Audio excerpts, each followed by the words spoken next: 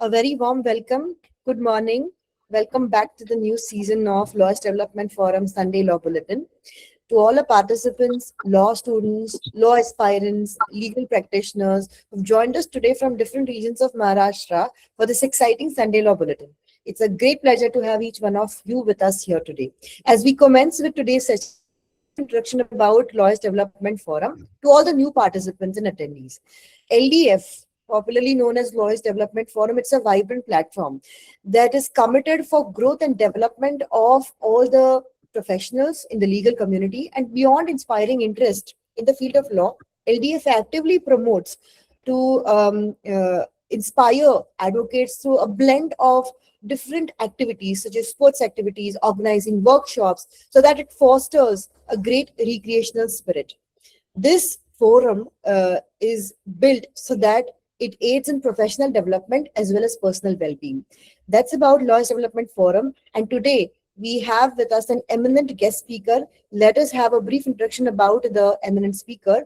It's a great pleasure and honor to introduce our esteemed guest speaker for today, Senior Advocate Sandeep More, sir. A seasoned legal professional, he has been practicing for over 25 years before the civil and revenue courts across Thane and Mumbai. Beyond his legal practice, being the secretary of Corona Foundation, he has devoted the last several years to creating meaningful awareness among senior citizens about their legal rights and protections, making a meaningful contribution to the society. Now, today, Senior Advocate Sandeep More sir will be speaking on the topic overview of the Maintenance and Welfare of Parents and Senior Citizens Act 2007. This legislation plays an important role in safeguarding the dignity, maintenance, and welfare of parents and senior citizens alike. While it does so, it is also imposing important legal obligations on children and relatives. As a society continues to evolve, I think it's a vital act. It's a very one of a kind act. Understanding this legislation is increasingly relevant in today's time for all the legal practitioners and senior citizens alike. Sir, it's a genuine pleasure to have you with us here today. On behalf of the entire Lawyers Development Forum, we extend our heartfelt gratitude and we look forward to your insightful and meaningful session. With this, I close my introduction. So you may now kindly proceed with the session. Thank you so much, sir. Thank you, madam. Ruchi, madam, thank you. Yes, sir. Welcome, sir. आज आपण एक वेगळ्या विषयावर बोलत आहोत आणि lawyers development forum यांनी या विषयावर बोलण्याची मला जी संधी दिलेली आहे, तर मी लॉयर्स डेव्हलपमेंट फोरमच्या ज्या टीमला आहे मी प्रथमतः धन्यवाद देतो, थँक्स म्हणतो आणि आपल्या विषयाला आपण आता सुरुवात करूया. मुळात हा जो विषय आहे तसा दुर्लक्षित विषय आहे. Senior citizen act 2007. आता senior citizen act, senior citizens म्हणजे कोण असं जर आपण म्हटलं तर केंद्र सरकारची अशी व्याख्या आहे की 60 वर्षावरील जे लोक आहेत त्यांना सिनियर सिटीजन म्हणून म्हटलं जातं. आता सिनियर सिटीजन हा ऍक्ट किंवा सिनियर सिटीजन या संदर्भातला हा जो विषय आपण आज चर्चेला घेतलेला आहे आणि त्या निमित्ताने मी तुमच्याशी संवाद करत आहे.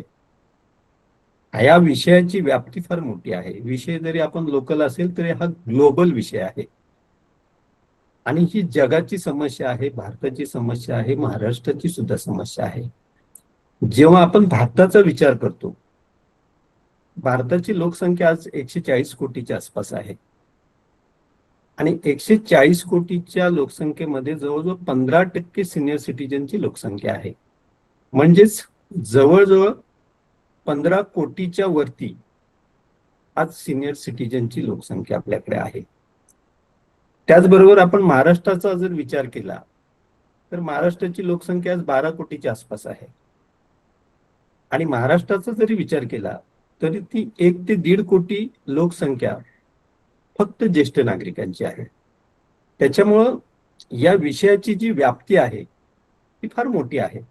म्हणजे जवळजवळ 15 ते 20% लोकसंख्येचा हा प्रश्न आहे आणि आपल्याला विशेष करून सांगतो की संपूर्ण देशामध्ये ज्येष्ठ नागरिकांसंदर्भात जी काही तरतूद करायला पाहिजे होती, म्हणजे जी फंडिंग, म्हणजे एखाद्या खात्याअंतर्गत जी काही फंडिंग, जी तरतूद, ती कुठल्याही राज्यात आजवर झालेली नाही. फक्त एक तर केरळ हे राज्य सोडलं तर कुठल्याही राज्यामध्ये आजपर्यंत तरतूद झालेली नाही. केरळ, आपण केरळ म्हणतो, तर केरळ हा राज्य आहे हे झपाट्याने वृद्धत्वाकडे चाललेलं आहे. तामिळनाडू हे राज्य पण वृद्धत्वाकडे चाललेलं आहे. आणि केरळ ह्या राज्याचं विशेष त्यांनी, म्हणजे 2026-2027 या वर्षामध्ये त्यांनी पहिल्यांदाच बजेट केलेला आहे तो सिनियर सिटीजनसाठी, आणि तो जवळजवळ 46,000 कोटीचा बजेट केलेला आहे. बाकी इतरत्र कुठेही आपल्याला या संदर्भात गंभीरता आढळत नाही. आपण ऍक्ट, जो सिनियर सिटीजन ऍक्ट आहे, त्या ऍक्ट कडे वळण्याच्या अगोदर या संदर्भातलं थोडंसं पार्श्वभूमी आपणास मी चर्चा करतो आणि मग पुढे आपण जाऊया. भारतामध्ये काही वर्षापूर्वी कृषी प्रधान संस्कृती होती, आणि कृषी प्रधान संस्कृतीमध्ये आपल्याला आढळेल की घरातल्या वृद्धत्वांना एक मान होता, सन्मान होता. घरात जे कोणी सिनियर सिटीजन होते, त्या सिनियर सिटीजन्सना त्यांचं जे काही निर्णय होते त्या निर्णयाला मान होता. त्यानंतर काय झालं, कृषी प्रधान जी संस्कृती आहे ही संपलेली आहे आणि औद्योगिकीकरण झालेलं आहे, माहिती तंत्रज्ञान युग आलेलं आहे. संयुक्त जे कुटुंब होते ते आता बऱ्याच अंशी कमी झालेले आहे. आणि हा जो तंत्रज्ञानाचा वेग आहे, झपाट्याने जग बदलते त्याचा जो वेग आहे, त्याच्यात सर्वात मोठा परिणाम जो झालेला आहे सिनियर सिटीजनवर झालेला आहे. आणि मग त्यांच्या सिनियर सिटीजनवर परिणाम झाल्यानंतर त्यांच्या मानसिक आरोग्य आहे, शारीरिक आरोग्य आहे, अशा फार मोठ्या समस्याही निर्माण होत आहेत. आता आपण म्हटलं की वृद्धत्वासंदर्भातला कायदा हा शासनाला का करावा लागला, केंद्राला का करावा लागला, याच्यामध्ये पाहिलं आपण, प्रथमतः आपल्याकडे सिनियर सिटीजनची पॉलिसी जी आहे ती पॉलिसी साधारण 1999 ला सिनियर सिटीजनची पॉलिसी आलेली आहे. आणि त्याच्यामध्ये चर्चेनंतर, बऱ्याच चर्चेनंतर वृद्धांसाठी जी पॉलिसी आलेली आहे त्याच्यामध्ये खालील काही विषय चर्चले गेले, आणि जे महत्वाचे विषय आहेत की वृद्धांची आर्थिक सुरक्षा, वृद्धांचं स्वास्थ्य आणि आहार, त्यांचा निवारा व शिक्षण, वृद्धांचं कल्याण, जीवन मालमत्तेचं संरक्षण आणि वृद्धांचं कल्याणाची इतर क्षेत्र. हे जवळजवळ आपल्याकडे घटना अंमलात आल्यानंतर प्रथमतः 1999 ला आपल्याकडे पॉलिसी फ्रेम झालेली आहे केंद्र सरकारची.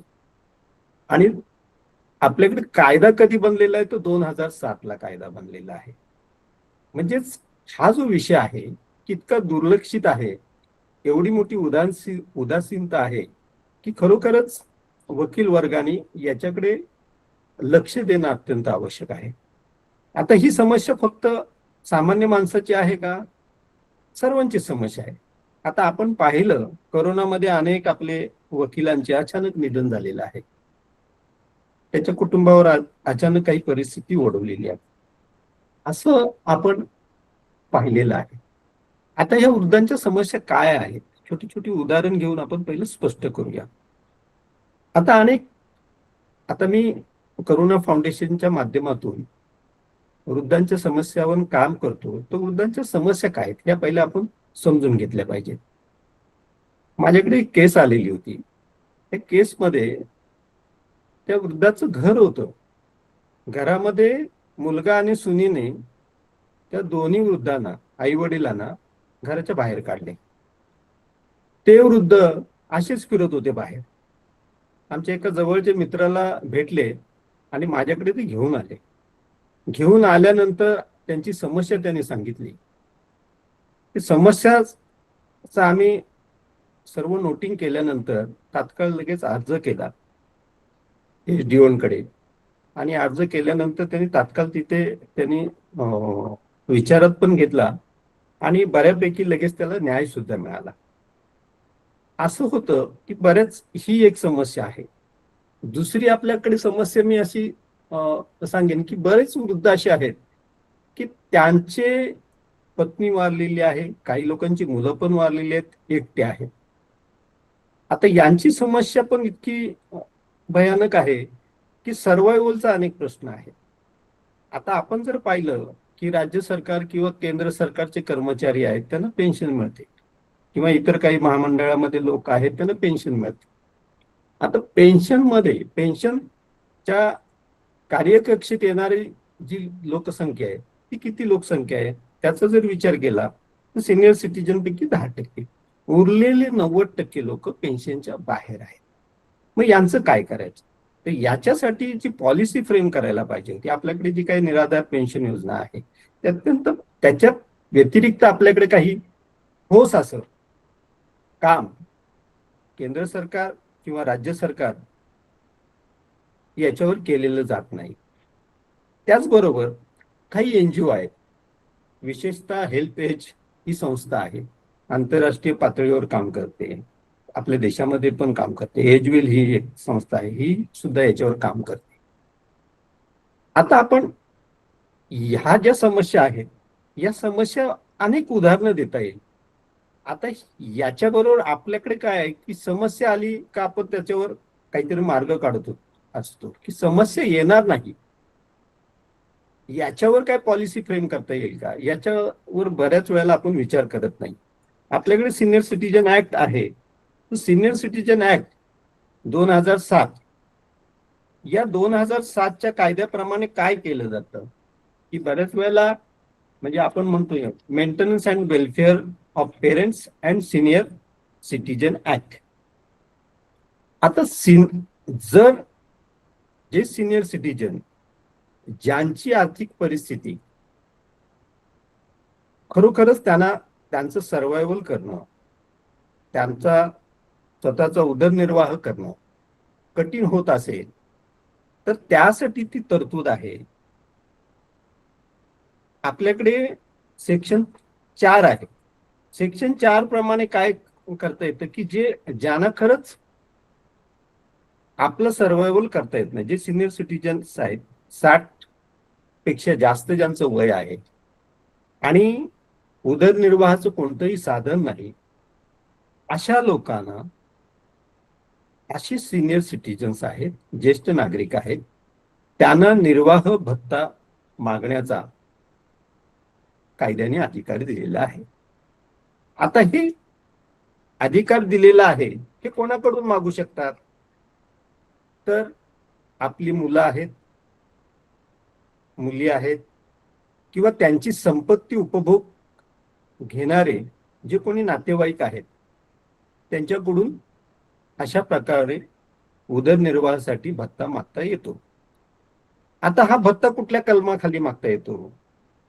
तर ज्येष्ठ नागरिक कायदा कलम 5 मध्ये सिनियर सिटीजन ऍक्ट सेक्शन 5 प्रमाणे तुम्हाला निर्वाह भत्ता मागण्यासाठी फॉर्मॅटमध्ये अर्ज करता येतो आणि तो अर्ज केल्यानंतर तो अर्ज त्या परिसरातील प्रांत अधिकारी म्हणजे एसडीओ यांच्याकडे आपल्याला दाखल करता येतो.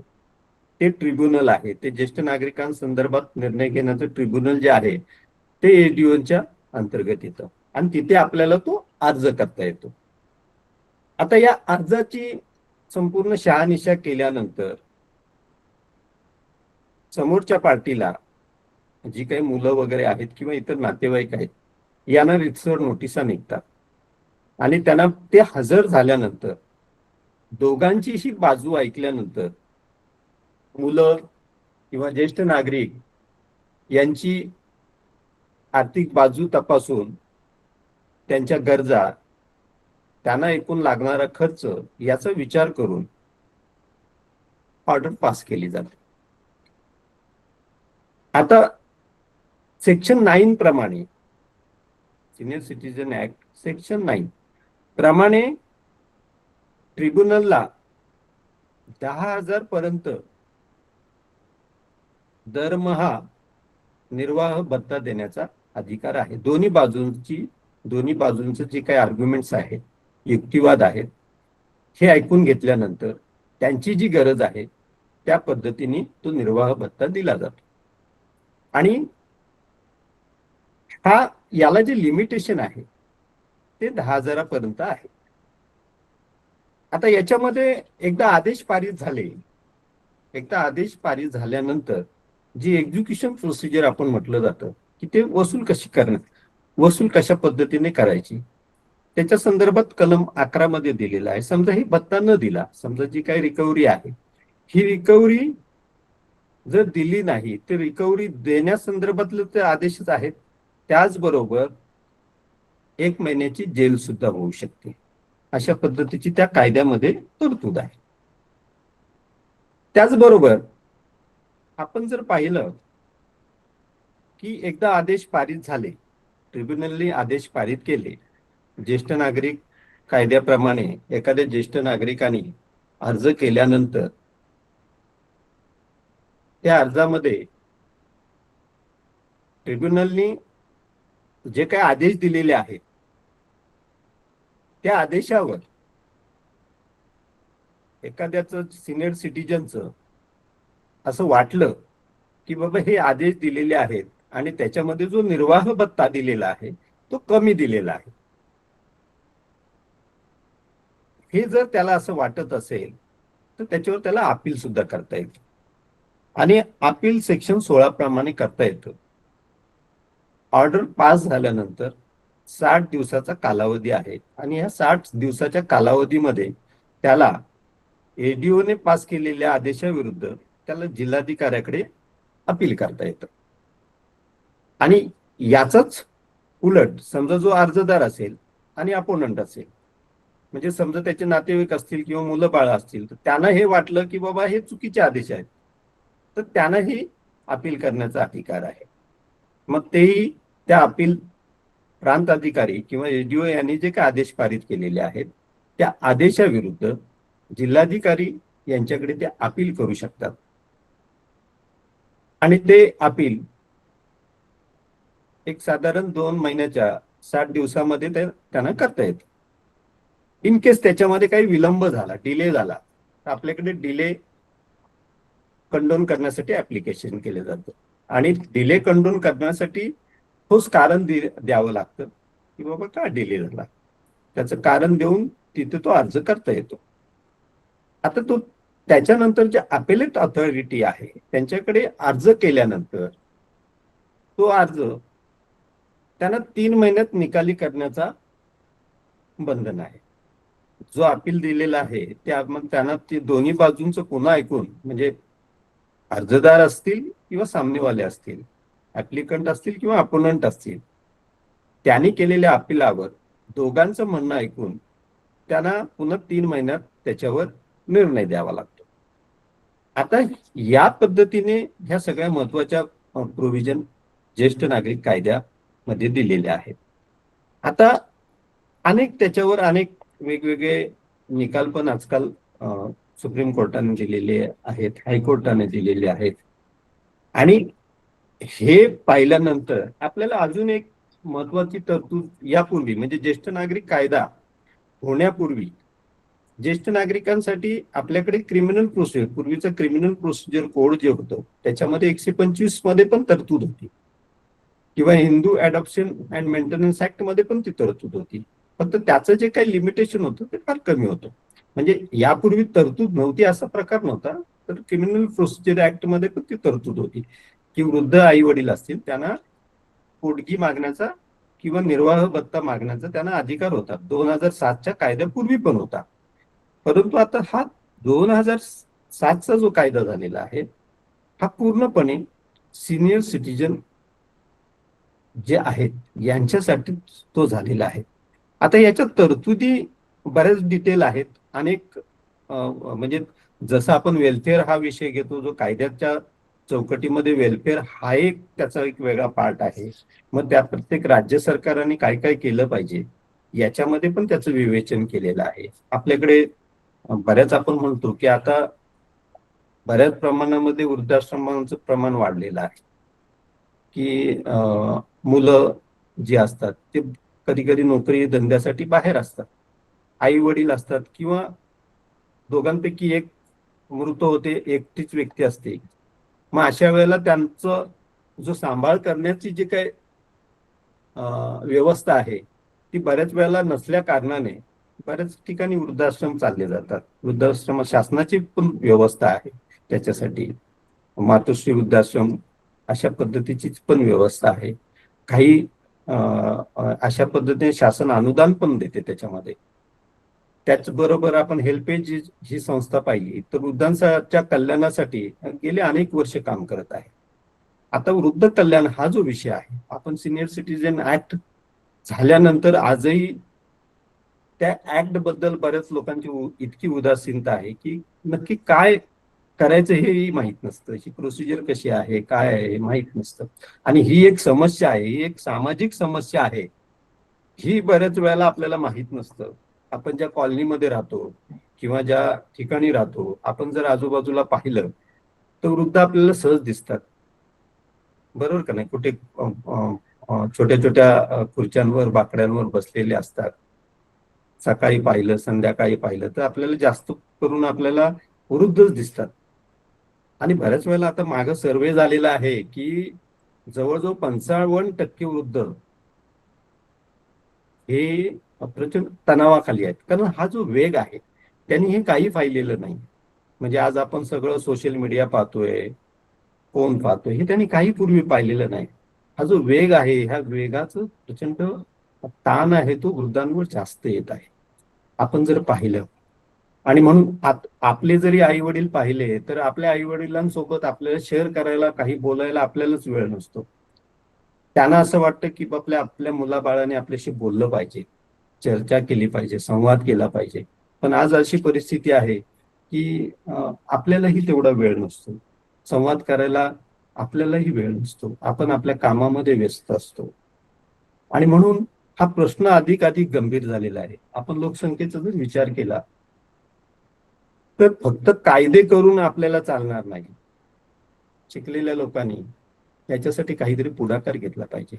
शासन व्यवस्थेला पॉलिसी करण्यासाठी सांगितलं पाहिजे की फक्त सगळं शासनावर आपण सोडलं चालत नाही. आता आज आपण वकिली व्यवसायामध्ये बऱ्यापैकी चांगले लोक आहोत, एक सामाजिक भान असलेले लोक आहोत, सामाजिक मन असलेले लोक आहोत. आपण या प्रश्नाकडे गंभीरतेने पाहिलं पाहिजे. आपण काही वर्षांनी आपणही वृद्ध होणार आहोत, कदाचित आपलीही हीच समस्या असेल. आणि या समस्येवर मार्ग कसा काढायचा त्यावेळेला आपल्याजवळ कोणी नसेल. मग ही समस्या काढण्यासाठी तुम्हाला काहीतरी व्यवस्था करावं लागेल. आज आज लॉयर्स डेव्हलपमेंट फोरम सारखा एक संघ निर्माण झालेला आहे. अनेक वकिलांच्या म्हणजे आपण हे जे काही चर्चा करतोय, लेक्चर्स ऐकतोय, त्याच्याने आपलं खरंच आपल्यालाही आपल्या ज्ञानात तर भर पडतेच, परंतु अनेक समस्याही लक्षात येतात. आणि आपण प्रॅक्टिस करत असताना आपल्याला समजतात या चर्चा. आता माझ्याकडे सुद्धा अनेक लोकांचे ज्या समस्या आहे, सिनियर सिटीजनच्या समस्या येत असतात, तर ह्या समस्यातून मला त्याच्यातून आवड निर्माण झाली आणि म्हणून मी ते सिनियर सिटीजन संदर्भातले काम सध्या मी करत आहे. आता याच्यामध्ये शेवटचा जो पार्ट आहे की ज्येष्ठ नागरिक कायद्याप्रमाणे काम कसं करायचं. आता ठरवलं मी बाबा प्रॅक्टिस करायची आहे याच्यामध्ये, तर याच्यामध्ये बऱ्याच वेळेला असं बघ प्रॅक्टिस याच्यामध्ये माझा फायदा काय, वकिली व्यवसायामध्ये याच्यामध्ये काय स्कोप आहे, काय वाव आहे, याची पण चर्चा झाली पाहिजे. मुळात ही एक समस्या आहे, प्रथमच समजून घेतलं पाहिजे. आता यांची समस्या फक्त बाबा आपल्याकडे आले सिनियर सिटीजन ऍक्ट प्रमाणे की बाबा त्यांना निर्वाह भत्ता पाहिजे इतकंच महत्वाचं नाही, तर त्यांच्या मालमत्तेचं संरक्षण करणं, त्यांच्या प्रॉपर्टीचं, त्यांची प्रॉपर्टी प्रोटेक्ट करणं हाही एक महत्वाचा विषय आहे. आणि हा विषय म्हणजे जेव्हा तुम्ही सिनियर सिटीजन ऍक्ट बरोबर संवाद साधता, चर्चा करता, तेव्हा त्यांच्या लक्षात येतं त्यांच्याकडे प्रॉपर्टी असते, त्या प्रॉपर्टीचं नियोजन कसं करायचं, व्यवस्थापन कसं करायचं, त्याच्यासाठी त्यांना विल बनवायची असते. त्यांना कोणाच्या तरी नावाने बाबा एखादा नातेवाईक आहे, जवळची व्यक्ती आहे, त्यांचा सांभाळ करत असतो, त्याला बक्षीस पत्र करायचं असतं, त्यांची प्रॉपर्टी असते, शेती असते. अनेक त्यांच्याकडून अनेक प्रकारचे सल्ले वकिलांकडून मागितले जातात. आणि जर आपण खरंच संवेदनशील असू तर खरंच त्यांच्या प्रती आपल्याला ते कामाचं समाधान तर मिळतंच, पण आपण काहीतरी समाजासाठी कॉन्ट्रीब्युट करतोय, आपलं काहीतरी योगदान देतोय, त्याचा एक वेगळा आनंद आहे. आणि ही एक समस्या आहे. त्याला कायदा आहे, ठीक आहे, कायद्याचं आपण हे करतो, ती प्रोसिजर आहे, ती प्रोसिजरही फॉलो करतो. अर्ज कसा करायचा हे तर मी तुम्हाला सांगितलेलं आहे. सुरुवातीला जो अर्ज ट्रिब्युनलकडे जातो म्हणजे प्रांत जे अधिकारी आहेत, एसडीओ आहेत, सब डिव्हिजनल ऑफिसर आहेत, यांच्याकडे अर्ज केला जातो. त्याच्यावर नोटिसा निघतात. समोरची पार्टी हजर झाल्यानंतर त्याच्यावर आर्ग्युमेंट होतात. आर्ग्युमेंट झाल्यानंतर त्याच्यावर आदेश पारित केले जातात आणि आदेश पारित केल्यानंतर त्याच्यामध्ये नंतर एक्झिक्युशन प्रोसिजर होते, जी रिकव्हरी आपण म्हणतो, ती होते. त्याचबरोबर त्याच्या मालमत्तेचं संरक्षण करण्यासंदर्भातले पण आदेश पारित केले जातात. बऱ्याच वेळेला काय होतं, सिनियर सिटीजनची प्रॉपर्टी असते, पण त्यांचे जे काही नातेवाईक आहेत, मुलं बाळ आहेत, त्यांना व्यवस्थित उपभोग घेऊन देत नाही. आणि अशा वेळेला वकिलांची एक चांगली भूमिका आपण तिथे पार पाडू शकतो. व्यवसाय करणाऱ्या वकिलांना मी विनंती करेन की हा पण विषय महत्वाचा आहे. समाजामध्ये ही लोकसंख्या वाढत आहे. आज आपण पाहिलं तर आज ही समस्या आहे, अजून 10 ते 15 वर्षांनी हीच लोकसंख्या दुप्पटीने तिप्पटीने वाढणार आहे. याच्यासाठी पॉलिसी फ्रेम करण्यासंदर्भातले याच्या संदर्भातली कामं वाढणार आहेत. आणि जी काय त्यांची जी काही संपत्ती आहे, संपत्तीचं संरक्षण करणं, त्यांच्या हक्क आणि अधिकारांचं संरक्षण करणं ही फार मोठी जबाबदारी एक जशी एखाद्या सरकारवर असते, केंद्र सरकार असो, राज्य सरकार असो, त्याचबरोबर ती आपल्यावरही आहे.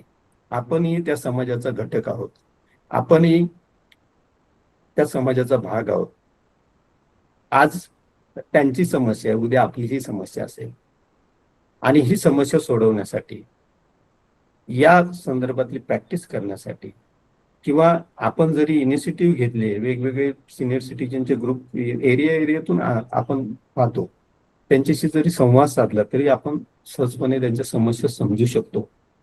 आणि त्या समस्या इतक्या कधी कधी आपल्याला खरं म्हणजे दुःख होतं की त्या समस्या सोडवता सोडवता आपल्यालाच वाईट वाटते की काही लोक कुठल्या परिस्थितीतून जात असतात. आता मी मध्ये मला एक सिनियर सिटीजन भेटले होते, त्यांचा मुलगा अचानक वारला आणि अचानक वारल्यानंतर घरात कोणी काम करणारी कोणी व्यक्ती नाही. जवळजवळ 70च्या वयाच्या आसपास, 70च्या वयापेक्षा जास्त ती व्यक्ती ह्या वयामध्ये कुठेतरी वॉचमॅनचं काम करत आहे.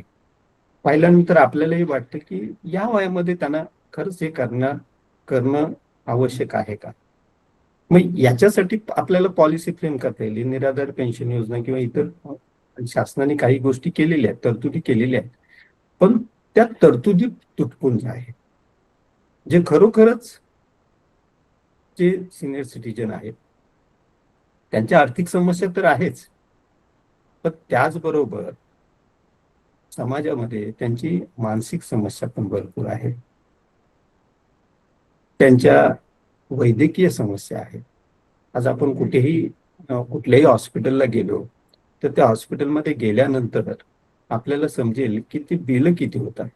आज जर एखाद्याला पेन्शन नसेल किंवा काही नसेल तर तो इतक्या मोठ्या पद्धतीने बिल कशा पद्धतीने भरेल. तर याच्यासाठी सरकारने योजना आखलेल्या आहेत, पण याच्यासाठी अजून भरीव तरतूद कशी काय करता येईल, याच्यासाठी शासकीय लेवलवर आपल्याला काय करता येईल, याच्यासाठी आपण प्रयत्न केले पाहिजेत.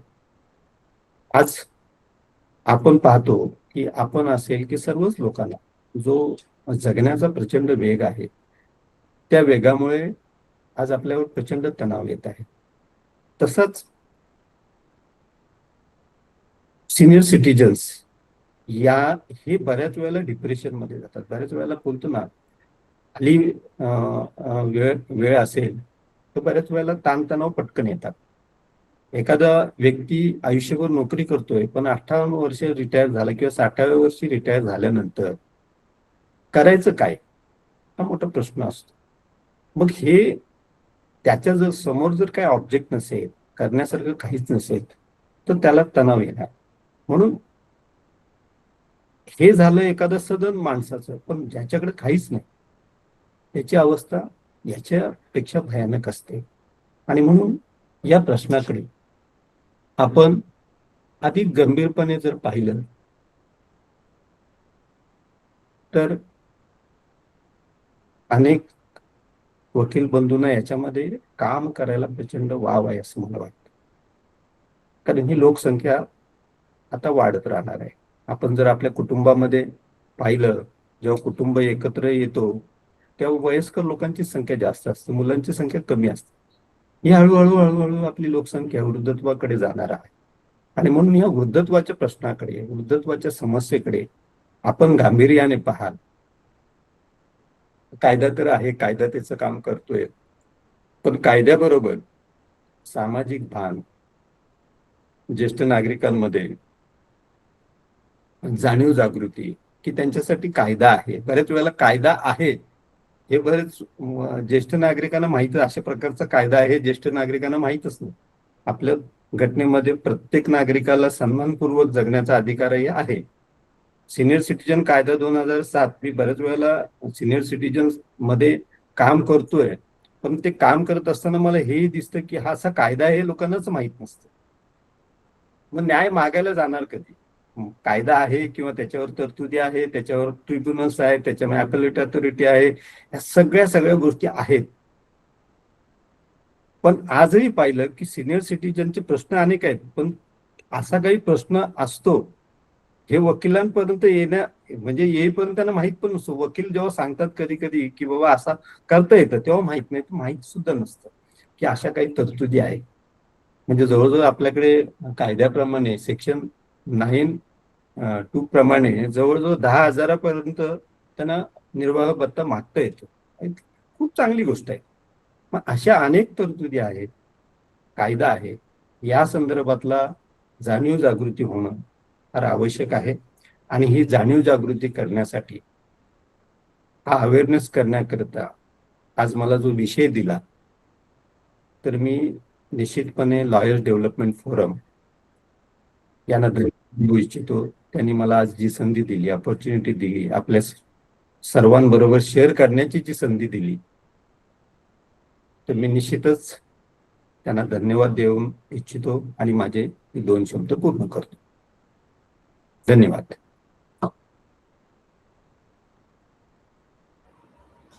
Thank you so much, sir.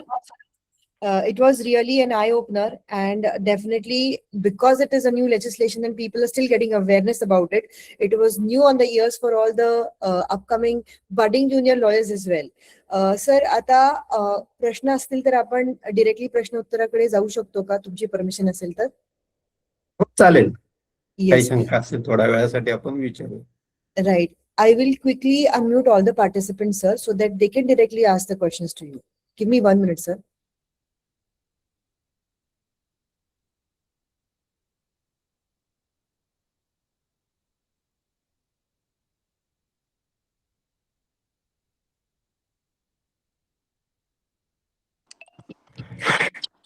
Ma'am, मी विचारू प्रश्न? Yes, हा, please. Yes. बोला. सर, मी advocate Sneha Kataria from Dhule. Sir, मी बऱ्याचदा सिनियर सिटीजन मध्ये बरंचसं काम केलेलं आहे, पण मला एक क्युरी अशी आलेली आहे की जेव्हा प्रांतातनं ऑर्डर होते तर मुलं पैसेच भरत नाहीत, अपीलही करत नाही किंवा पैसेही भरत नाही, आणि सिनियर सिटीजन वाट पाहत असतात की मुलं कधी पैसे देतील वगैरे. पण त्याचं एक्झिक्युशन करायला जर आपण प्रांतात गेलो तर ती प्रोसिजर व्यवस्थित सांगत नाही. तर एक्झिक्युशन कसं करायचं, ती प्रोसिजर सांगितली तर बरं होईल. आता आपण अर्ज केल्यानंतर आणि प्रांताने त्याच्यावर, ट्रिब्युनलने त्याच्यावर आदेश पारित केल्यानंतर पुढे जी काही त्याच्यामध्ये recovery from the date of application किंवा from the date of order, जी काही रिकव्हरी आहे, ही रिकव्हरी करण्यासाठी जेव्हा आपण एक्झिक्युशन ऍप्लिकेशन देतो तर त्याच्यामध्ये आपल्याकडे तरतुदी आहेत की ते पैसे तर त्यांनी दिलेच पाहिजेत, पण त्याचबरोबर सिंपल इम्प्रिझन म्हणजे 1 महिन्याची त्याच्यामध्ये जेल सुद्धा होऊ शकते, अशी सुद्धा तरतूद आहे. त्याला पेनल्टी सुद्धा राहू शकते, हे सुद्धा आहे. आता काय झालेलं आहे, कायदा नवीन नवीन आहे. बऱ्याच वेळेला ती एक्झिक्युशन करण्यासाठी आपल्याला खूप धावपळ करावी लागते. आता त्याच्यामध्ये वकिला सिनियर सिटीजनच करतात, वकील फार कमी असतात. बऱ्याच वेळेला वकिलांना ते अपिअर सुद्धा होऊ देत नाहीत, अशी होतं. अपिअर राईट सुद्धा होऊ देत नाहीत. Right sir.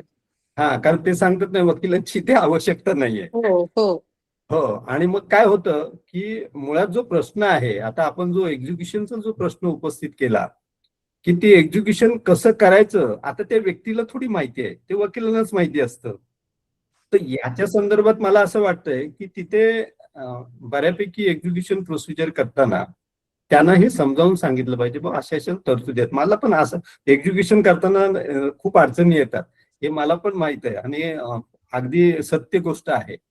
कारण ते बऱ्याच वेळेला त्यांना पण बऱ्याच वेळेला माहिती नसते, आणि त्यांचा कामाचा लोड असा असतो की त्यांना सगळं प्रशासनिक जबाबदारी असतात, त्यांचे रेव्हेन्यूचे हिअरिंग्स असतात, ते सांभाळून त्यांना हे याच्यामध्ये वेळ सुद्धा देते. अशी पुन्हा एक अडचण आहे, असं आहे. तर मग यात FIR वगैरे किंवा पोलीस कंप्लेंट काही करू शकतो का आपण? करता येईल त्याच्यामध्ये. ऍक्च्युली ही रिकव्हरी प्रोसिजर त्यांना सांगितलं ना, तर ते कसं होतं, ते पुन्हा ते पोलिसांकडे येतं, बजावणी पोलिसांकडूनच होते त्याची, हो बरोबर का नाही? तर मला असं वाटतंय की आता आपण हे याच्यावर जर विचार केला तर प्रभावीपणे कशी करता येईल, याच्यावर जर वकिलांनीच याच्यावर काम करणं आवश्यक आहे. या अडचणी आहेत, हे मला पण मान्य आहे, आणि मला पण अनेक केसेसमध्ये ही अडचण आलेली आहे. रिकव्हरीला समस्या येतात बऱ्याच वेळेला.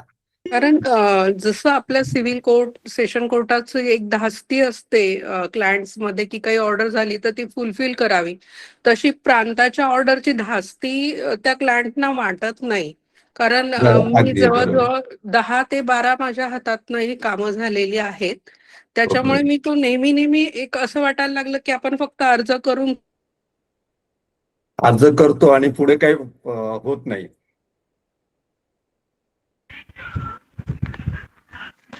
सर त्यांचं काही नमस्कार, काम मी नाहीये, ॲडव्होकेट बाहेर पल्लवी व्हा बोलतोय. वगैरे असं.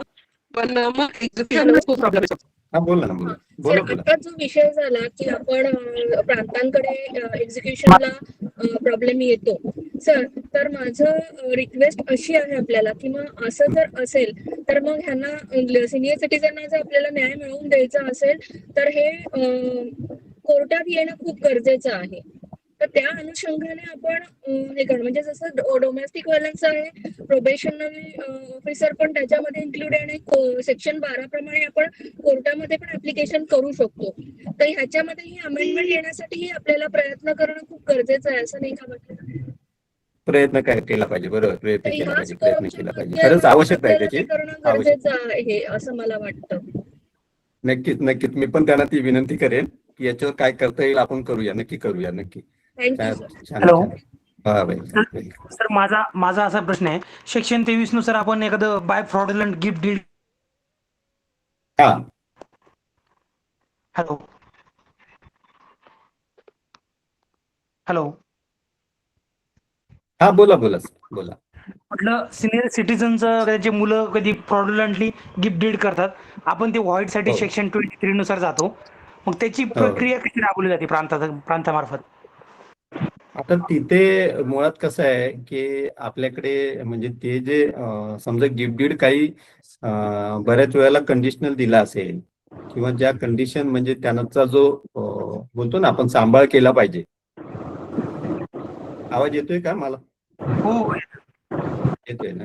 म्हणजे गिफ्ट डीड बऱ्याच वेळेला का की बाबा हा माझा सांभाळ करेल, आणि ह्या बरोबर का नाही? बरोबर. हा, मूल असेल किंवा नातेवाईक असेल की हा माझा योग्य तो सांभाळ करेल, म्हणून ते ब्लाइंडली कधी कधी लिहून देतात, रजिस्टर करतात, आणि त्याच्यानंतर ही समस्या येते बऱ्याच वेळेला. हे रद्द करा, त्याच्यामध्ये जर तशा पद्धतीचं रद्दही करता येईल, आपल्याला रद्दही करता येऊ शकतं. सर, मी विचारू का एक प्रश्न? हा, बोला ना मॅडम. मी दीपाली भोरा पनवेल बोलते. सर, माझ्याकडे एक मॅटर आलेला आहे.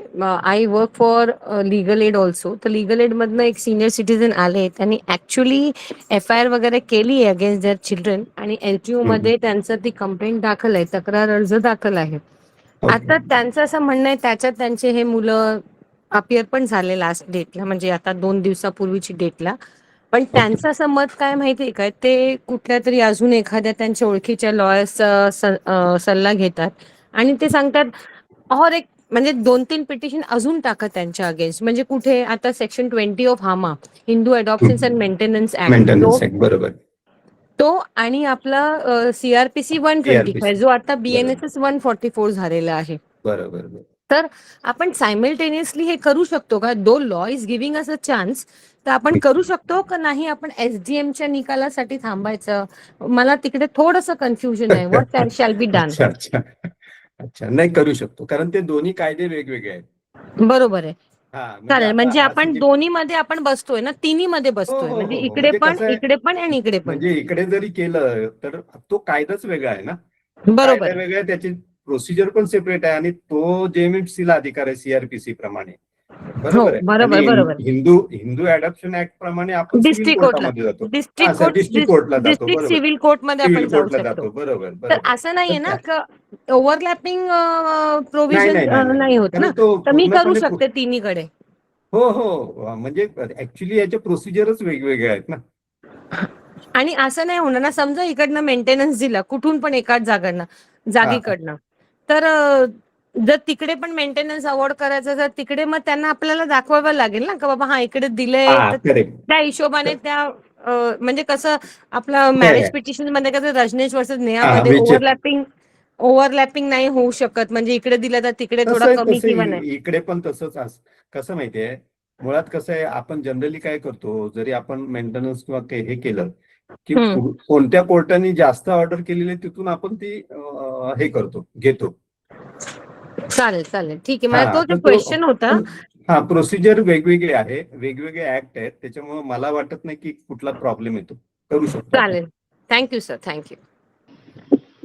Hello, good morning sir. Good morning. बोला सर. नाही, माझ्याकडे अशी एक केस आली आहे, त्यामध्ये फक्त आईला मेंटेन करतात. ते आई हजबंड आणि वाईफ मध्ये खूप भांडण आहे, पण ते मुलं आहे ते आईलाच फेवर करतात. आणि जे फादर आहे तो खूपच म्हणजे डायर कंडिशन मध्ये आहे, त्याला आजारी आहे ते.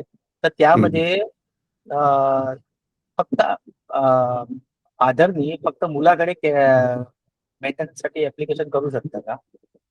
हो, करू शकतो ना, करू शकतो. ते आईलाच फक्त मेंटेन करतात. मग ते ठीक आहे ना, पण आई वडील अशी आपल्याकडे डेफिनेशन तशीच आहे ना, आई वडील कोणी करू शकतो ना त्याच्यामध्ये, असं काहीच प्रॉब्लेम नाही. असं मुलाकडे मागू शकतो. मागू शकतो ना, की जे काय आईला देतात अर्धा मला द्या, असं आपण करू शकतो सेपरेट. आता कसं आहे, समजा ते वडील आहेत आणि त्यांना काही सोर्स नाही, बाबा इन्कम सोर्स नाही, किंवा ते स्वतःला मेंटेन करू शकत नाही, तर ते मुलाकडे मागू शकतात ना. हो, ते मुलं आहे ना अमेरिकेत आहे आणि ते फक्त आईला पैसे पाठवतात आणि आई इकडे काही देत नाही. आणि जे नवरा आहे ना तो रिटायर्ड आहे, त्याला प्रायव्हेट पेन्शन आहे, 2,000 रुपये फक्त पेन्शन. आणि वेगवेगळ्या प्रकारचे आजारी आहे आणि ते जेवण बनवत नाही आणि खूप प्रॉब्लेम आहे. तर त्यामध्ये टाकलं तर MM कडे आणि वेलफेअर ऍक्ट मध्ये दोन्हीकडे टाकू शकता का? टाकू शकतो.